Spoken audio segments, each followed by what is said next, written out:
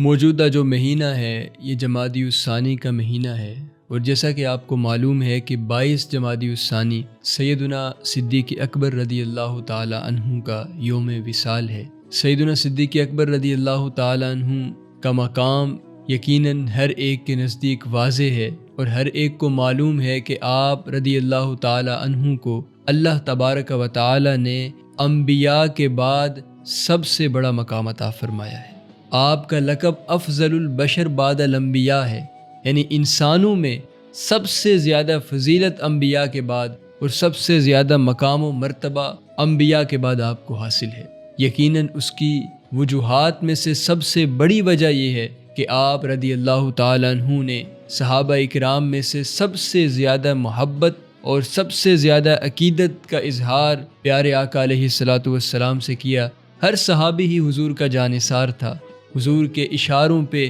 جان کو نچھاور کرنے والا تھا، بلکہ صحابہ اپنی جانوں کو بھی نچھاور کر دیا کرتے تھے، اپنے اہل و عیال کو بھی نچھاور کر دیا کرتے تھے۔ حضور کے ایک اشارے کی دیر ہوتی تھی، لیکن سیدنا صدیق اکبر رضی اللہ تعالیٰ عنہ کی جو خدمات ہیں، اور آپ رضی اللہ تعالیٰ عنہ نے جس طریقے سے حضور سے محبت کی اور جس طریقے سے رسول اللہ صلی اللہ علیہ وسلم سے وفا کی، وہ بے مثال ہے، اس کا کوئی جواب بھی نہیں ہے، اس کی کوئی مثال بھی نہیں ہے۔ سیدنا صدیق اکبر رضی اللہ تعالیٰ عنہ کو جیسے ہی نبی رحمت صلی اللہ علیہ وسلم کی طرف سے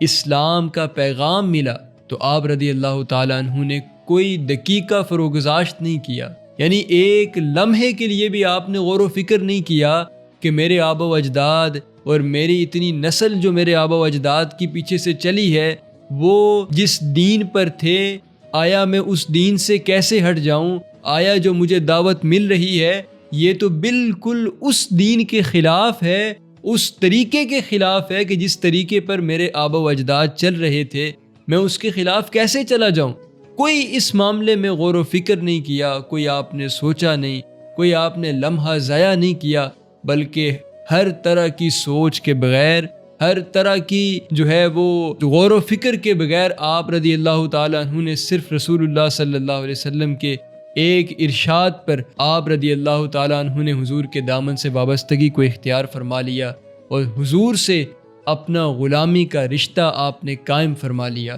حضور نبی رحمت صلی اللہ علیہ وسلم آپ کی اس ادا کو اتنا پسند فرمایا کرتے تھے، اور آپ کی اس ادا کو حضور نبی رحمت صلی اللہ علیہ وسلم ہر موقع پہ اتنا یاد بھی رکھا کرتے تھے۔ ایک مرتبہ ایسا ہوا کہ سیدنا صدیق اکبر رضی اللہ تعالیٰ عنہ اور سیدنا عمر فاروق رضی اللہ تعالیٰ عنہ کی آپس میں کسی بات پہ تلخ کلامی ہو گئی۔ یقیناً جہاں آپس میں ایک کلوز تعلق ہو اور قریبی ایک وابستگی ہو تو وہاں پہ کہیں دل شکنی بھی ہو جاتی ہے، کہیں تلخ کلامی بھی ہو جاتی ہے،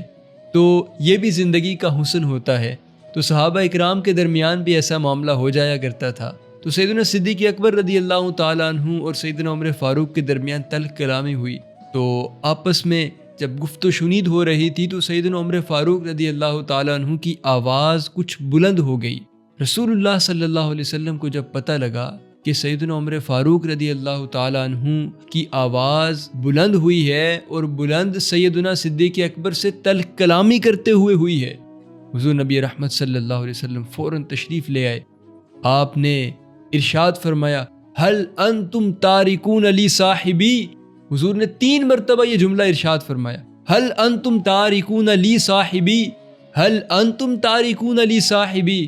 حضور نے فرمایا، کیا تم میرے ساتھی کے ساتھ جو ہے وہ رنجش کا اظہار کرتے ہو؟ کیا تم میرے ساتھی کے ساتھ تلخ کلامی کر رہے ہو؟ کیا تم اس شخص کے ساتھ تلخ کلامی کر رہے ہو جس نے میرے ساتھ ساری زندگی وفا کی ہے؟ حضور نبی رحمت صلی اللہ علیہ وسلم نے ارشاد فرمایا، ما دعوت احدا الی الاسلام۔ حضور نے فرمایا، میں نے جس کسی کو بھی اسلام کی دعوت دی تو حضور نے فرمایا کہ الا قبوۃ و تردد و نظر۔ حضور نے فرمایا اس کی طرف سے جس صحابی کو بھی، جس کو بھی میں نے اسلام کی دعوت دی، اس کی طرف سے کچھ غور و فکر کا معاملہ ہوا، کچھ انہوں نے مجھ سے جو ہے وہ ٹائم لیا، اور کچھ ٹائم گزرنے کے بعد کسی نے دلیل مانگی، دلیل دیکھنے کے بعد اس نے اسلام قبول کیا، فرمایا الا ابا بکرن، فرمایا سوائے ابو بکر کے، کہ ابو بکر کو جب میں نے دعوت دی، ما عتم عنہ الا ما ذکرتہ، حضور فرماتے جیسے ہی میں نے انہیں دعوت دی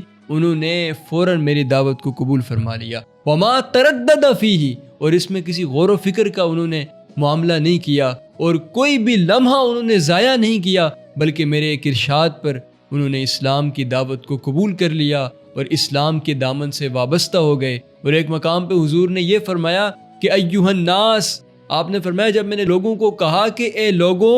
انی رسول اللہ الیکم جمیعا، کہ میں تمہاری طرف اللہ کا رسول بنا کر بھیجا گیا ہوں، تو کل تم کذبتا، حضور نے فرمایا جب تم سے میں نے یہ بات کہی تھی ابتدا میں تو تم نے جواباً کہا تھا کہ آپ خلاف واقعہ بات کر رہے ہیں، اور فرمایا فقال ابو بکر صدقتا، سوائے ابو